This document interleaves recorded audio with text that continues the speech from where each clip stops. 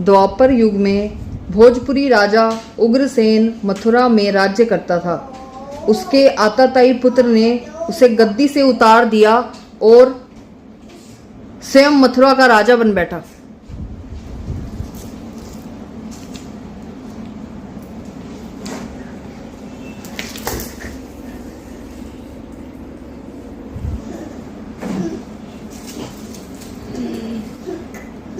आकाशवाणी हुई, है कंस, जिस देवकी को तू बड़े प्रेम से ले जा रहा है उसी में तेरा काल बसता है।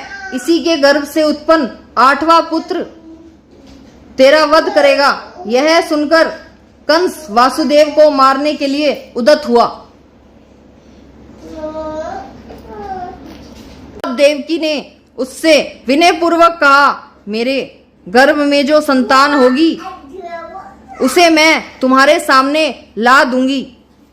बहनोई को मारने से क्या लाभ है।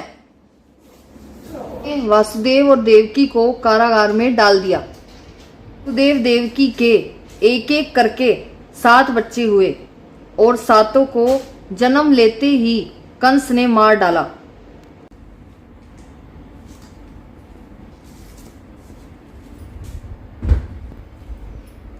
उन्होंने देवकी और वासुदेव के दुखी जीवन को देख 8वें बच्चे की रक्षा का उपाय रचा। जिस समय वासुदेव देवकी को पुत्र पैदा हुआ उसी समय संयोग से यशोदा के गर्भ से एक कन्या का जन्म हुआ, जो कुछ नहीं सिर्फ माया थी। जिस कोठरी में देवकी वासुदेव कैद थे उसमें अचानक प्रकाश हुआ।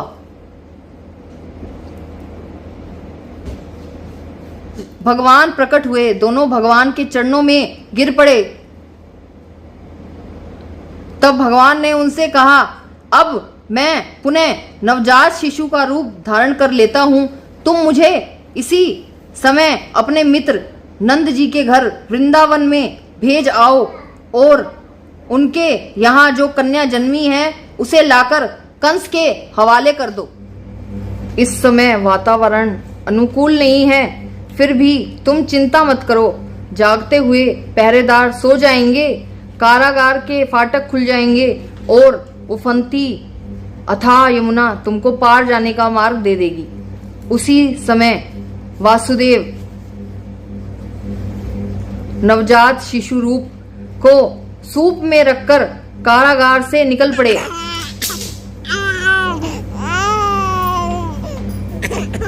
उसी समय वासुदेव नवजात शिशु रूप श्री कृष्ण को सूप में रख कारागार से निकल पड़े और अथाह यमुना को पार कर नंद जी के घर पहुंचे। इसको लिटा देना, ये वाली ले लो। नंद जी के घर पहुंचे, वहां उन्होंने नवजात शिशु को यशोदा के साथ सुला दिया और कन्या को लेकर मथुरा आ गए। कारागार के फाटक पूर्णतः बंद हो गए।